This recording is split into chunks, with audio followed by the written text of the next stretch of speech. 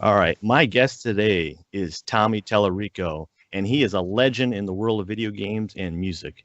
His impressive list of accomplishments include sound designer, TV personality, musician, video game music composer, creator of Video Games Live, and now is president and CEO of Intellivision Entertainment. Tommy, welcome to the show. Thanks for having me. Damn, I'm busy. You are. I mean, That how sounds do like you a lot of stuff. Well, I mean, it's so impressive, and let's start in the beginning. How did you even become interested in video games? Well, I was kind of I'm 51 years old, so I was the kind of the first generation of kids to grow up on video games in the, mid to late 70s, early 80s. I was 10 years old, 10 to 12 years old during that time. So, it was like magic. Anyone around my age, remembers a time before there were such things as video games. And then when they came on the scene, it was a pretty incredible time, and so, getting involved. I mean, to me, my two greatest loves growing up were always video games and music. But I never thought I would ever put the two together, because there was really no such thing as a video game composer in the 70s or 80s as we know them now. But yeah, so it was just it was something that I did with my mom and dad, my family, my younger brother, when video games first came on the scene. It's much different from the way it is now. Back then there was no such thing as a gamer, because everybody played video games when they first came out. And that's kind of, what we're bringing back and capturing with the new Intellivision machine coming out next year in 2020, is kind of bringing that sense of, everybody can play video games if there's, easy enough and presented in a way that's not intimidating, with a controller that's not intimidating, but just getting people back in the living room playing together, which is what we used to do in the 70s and 80s, that really no longer exists for the most part. Multiplayer gaming means online gaming now. Yeah, definitely, and that's a good point you brought up. Is that when video games first started, it was a family thing or a friend thing. People got together in the same room, not miles apart, and that's good to hear that you're trying to bring that back. And when you were growing up playing those games, what were some of the games that were most memorable for you? Well, we were an Intellivision family. So, back then you either had an Atari and an Intellivision. People didn't have multiple systems back then, right? It was either one or the other. Yeah. And most people had Atari. But, me and my dad were into sports and stuff, and television always had the best sports games and things. So he went out and spent the extra money to get the Intellivision. So, growing up, things like Intellivision baseball and, Utopia, and, those are some of my, big games. But, I can even remember, when Space Invaders first came out in the arcades in 1977 and Asteroids in 1978. Me and my dad and my brother would go down there and play for hours, pumping the machines with quarters. And so, yeah, some of my, fondest memories as a child are growing up playing video games with my parents. So we took, vacations, and of course there's, lots of different memories, but some fond memories as well, playing video games. Now, of course, I listed off one of your accomplishments is video game music composer. First of all, how do you, when you first started, it was during the original Game Boy era, and the cartridges didn't really have, and the machines didn't have the capability of the music that we have now. How do you, it's a two-part question. How do you create music with such limited technology, and where do you find influences for your music? Yeah, well, for me, from the influence question, to me, when you had so many restrictions in the technology, melody becomes king. right? Because you don't have a whole orchestra or even 5 or 6 different instruments. You have 3, 4, sometimes 6 voices, monophonic voices to do something. So when you're that limited, the greatest video game, whether it's the greatest video game music or the greatest film music or the greatest classical music or rock and roll, it's all about melody, right? So, why almost 300 years later can people still hum Beethoven? Da da da da da da da da, or da da da da da da da da da da da da da da. That's one voice that I'm when I'm humming that, I'm humming one monophonic voice, right? And so it's so even though it was played by a big symphony, so breaking down the music to the melody at its core, if you can create a great melodic piece again, and you can do the same thing for the greatest video game music, whether it's Mario, do do do do do do do do do do do, right, or Tetris, do do do do do do do, or Halo,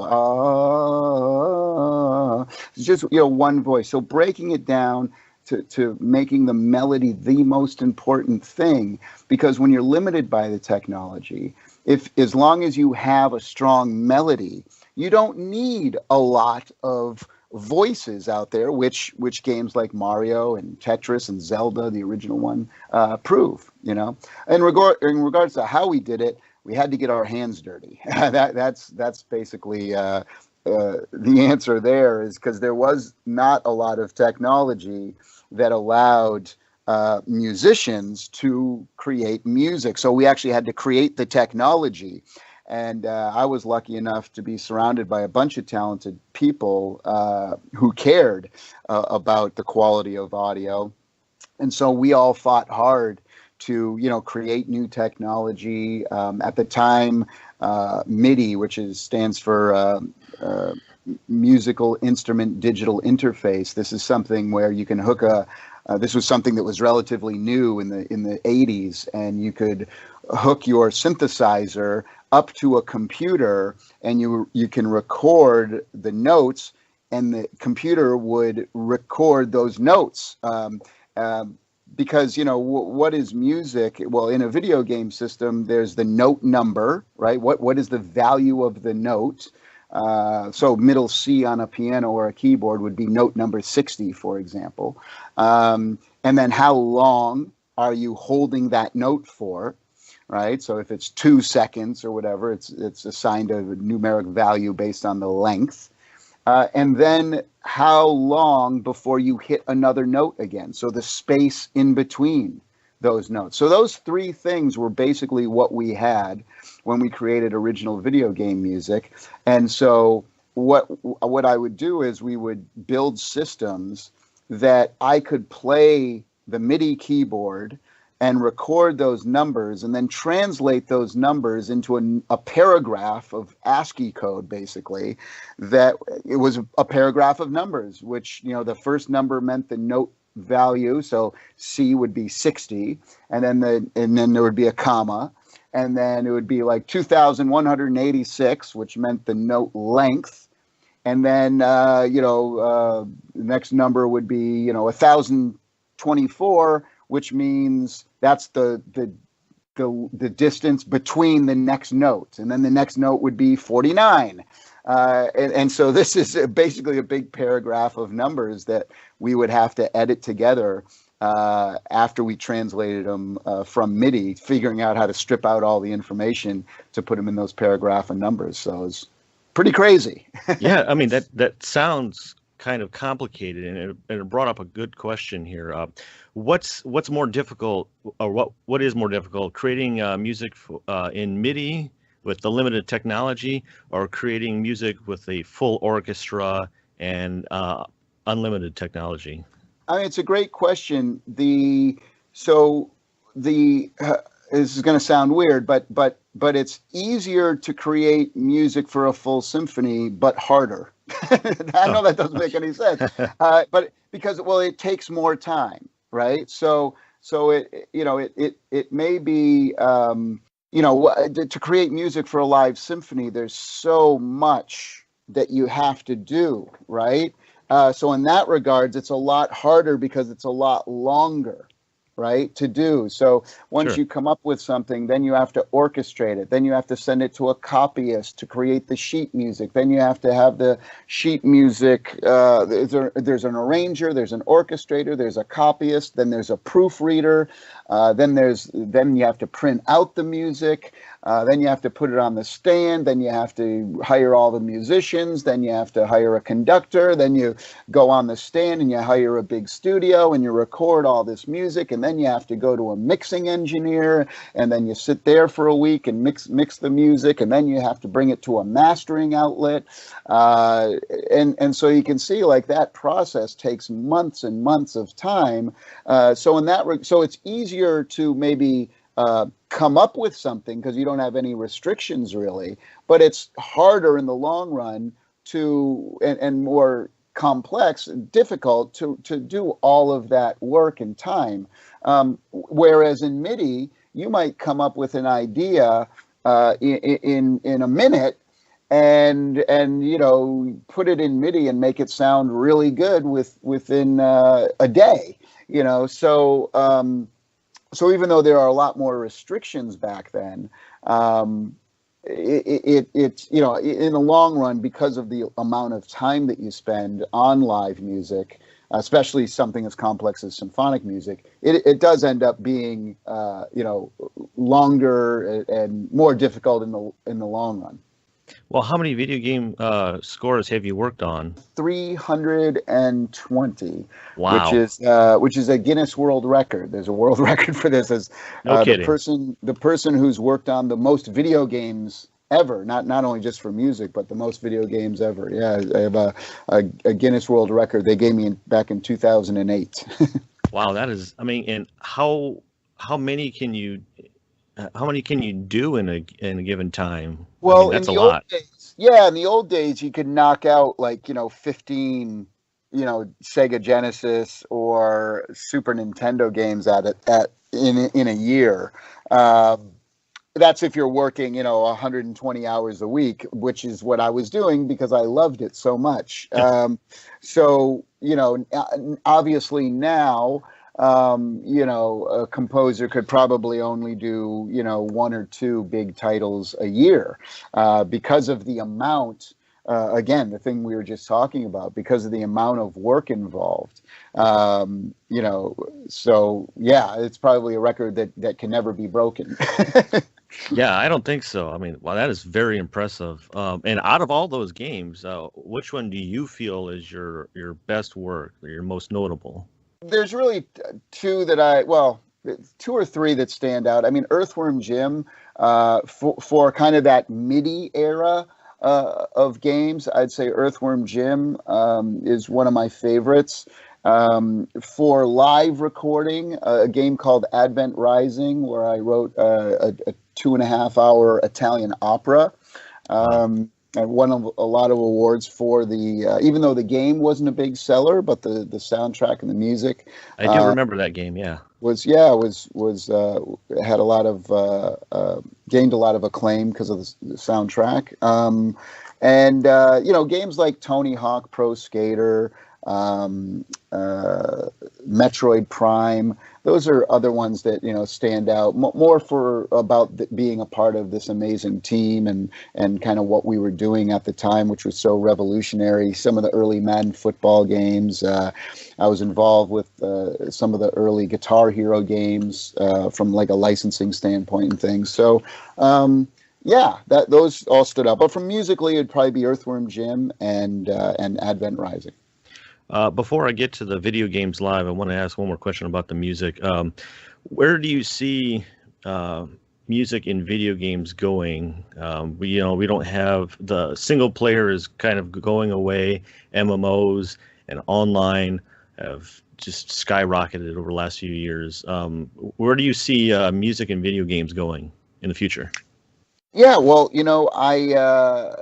there's so much music out there now with mobile gaming and independent gamers, independent game developers, doing, some incredible things. So the industry as a whole is growing. So, there's more people coming into the game music community, which is always a good thing. And so, the AAA titles are getting less and less. So which means the big budgets of recording, a 100-piece orchestra, you're going to see less of those as budgets on games, start to get into the tens of millions of dollars. So the risks become higher.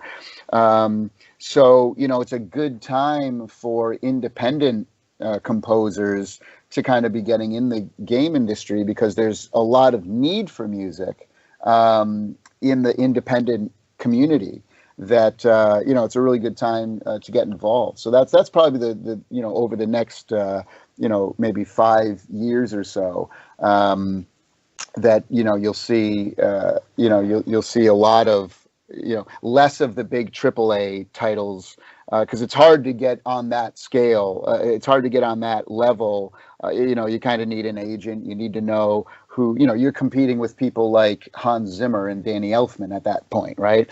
And so, I think for people looking to get in, definitely look at the indie scene, because that's really indie scene. It sounds like, oh, independent. It's more like, it's less, or it's there's less people doing it. It's actually the opposite.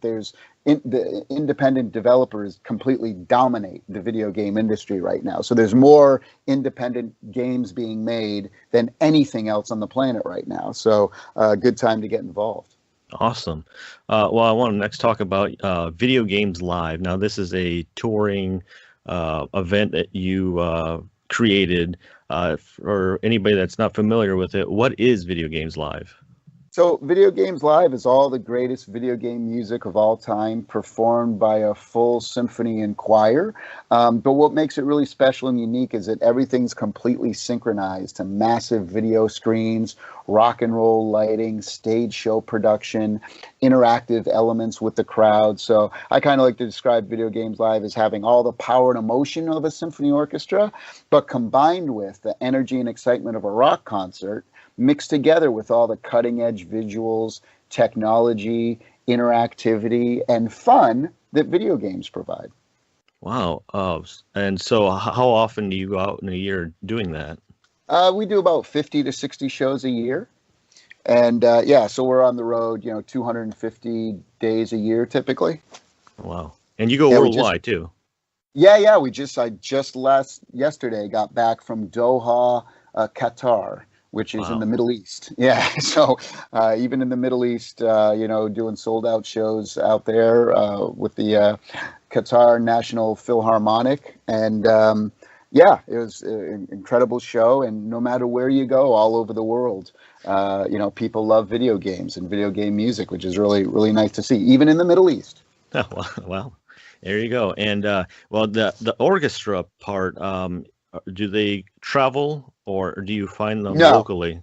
No, it's all local orchestras. So wherever we go, we usually use the biggest orchestra. So if it's in Houston, Texas, it's the Houston Symphony. Our next show is in El Paso, Texas, for example, and we're using the El Paso Symphony. Cool. Well, any chance in the future you might be stopping by the Quad City area? What Quad City? What's Quad City area? Quad Cities, it's California. East Coast boy. Iowa, Illinois, we're pretty much in between Des Moines, Chicago, and St. Louis and Minneapolis. Oh, right. Okay, there you go. Yeah, well, we've played all of those cities in the past. I mean, Ohio's kind of, we're playing Dayton, Ohio in June.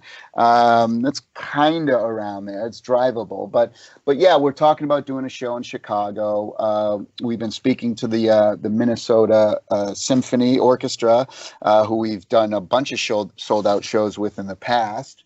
So yeah, we're definitely, we always usually come around at least once a year to those areas, at least. Yeah, just if you go on videogameslive.com, sign up to our mailing list, and we send out an email when we're coming to your area. Awesome. Now, earlier you talked about you hold a Guinness record for the most video games ever worked on, and I think I read that also Video Games Live has garnered another Guinness World Record. Yeah, we got two more with Video Games Live, which I'm really proud of.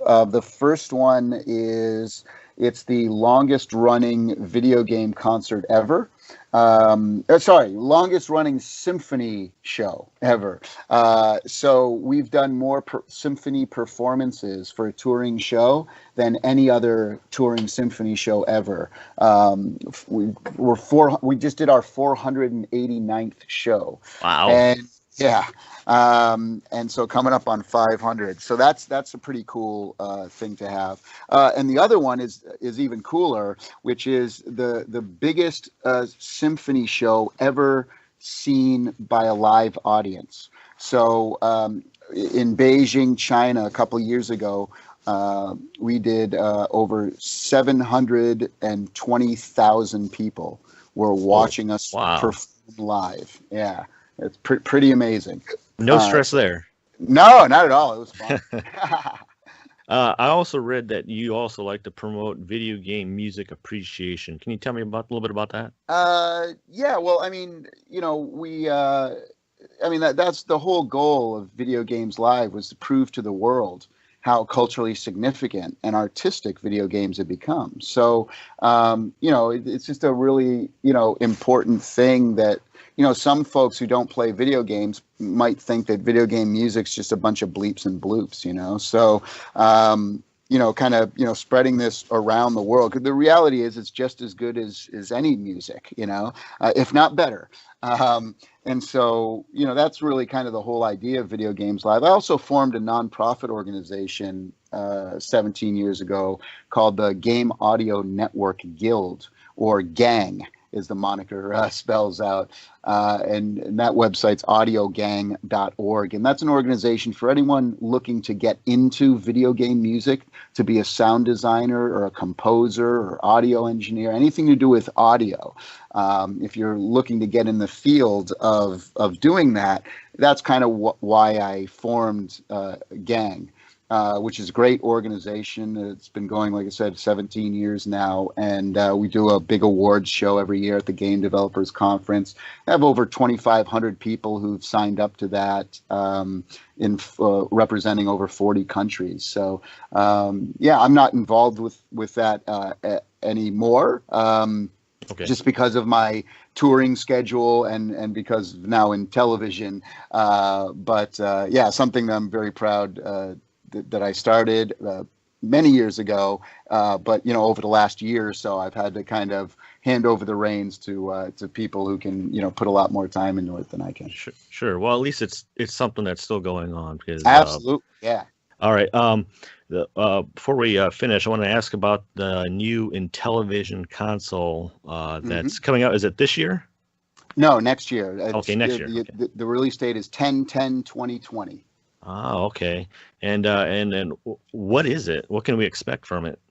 Yeah, so basically, it's a one of the things that's kind of been disappointing to me over the last 10 years or so in the video game industry is that video games and the home consoles have gotten so difficult to play. They're really, really targeted to hardcore gamers now. Most video games that are put out there for the home console. And multiplayer gaming, like I mentioned earlier, has become strictly like an online thing, right? And so, families find it difficult to play together because, grandpa doesn't understand the controller of a PlayStation 4 or an Xbox. Mom can't even figure out how to set up the Switch, and you don't have multiple controllers for any of these systems anyway. Over the last 25 years, most video game consoles, or all of them, have come with one controller, right? And the content itself isn't very casual gamer friendly. I mean, the reality is that the Wii, which did it so well, was over 13 years ago. The Wii came out. And so there hasn't really been a follow-up console to the Wii that focuses just on family. And we want to focus strictly on, kind of, casual, fun gaming together in a room. They call it, couch co-op or local multiplayer, whatever you have. So that's what we're doing. The focus of the system, there's a big gaping hole, which we're about to fill. For people who want to play as a family together. There's, of course, all the games will have single player as well, but they'll all be simple, easy, challenging yet easy, if that makes sense. Easy to understand, but something that you keep wanting to play, coming back more and more for. And so that's the whole idea, is using technology to bring families back together, because it's missing. And a lot of people after the Wii, migrated over to mobile gaming. And the reality is that mobile gaming represents now 55% of all the money that's being made in the video game industry. 55%. That's $180 billion a year industry worldwide. Wow. And 55% of that, the majority of people spending money on video games are not gamers. So, so we're providing, something, we're bringing it back to the old days where it's simple, easy, fun, and something that everyone can enjoy together. Well, I like the sound of that. And is there any way people can pre-order or anything like that, the new console? Yeah, absolutely. If you go to IntellivisionEntertainment.com, you can sign up to our mailing list there, and we'll be sending out, because we're going to have like special versions of the machine as well, different colors and things like that. So if somebody's interested in getting the wood grain and gold classic version, we'll have that available. But yeah, sign up to the mailing list. And, we're on all the social media platforms as well, Twitter, Facebook, and all that. But really, the mailing list, the best way, to get information. Every couple months, we'll send out an email giving the updates on what's going on and this and that. So, that's the best way to stay informed. Wow, Tommy, that's so much cool stuff. Maybe hopefully in the future we can get together again and talk some more old-time video games, maybe? Absolutely. Hope to do it. All right. Well, Tommy, thank you for being on 107.7 WQUD. And again, check out Television Entertainment. You can find that online. Check out Tommy's work. I mean, he's just got so much going on. Interesting guy. And Tommy, thanks a lot. Awesome. Thanks.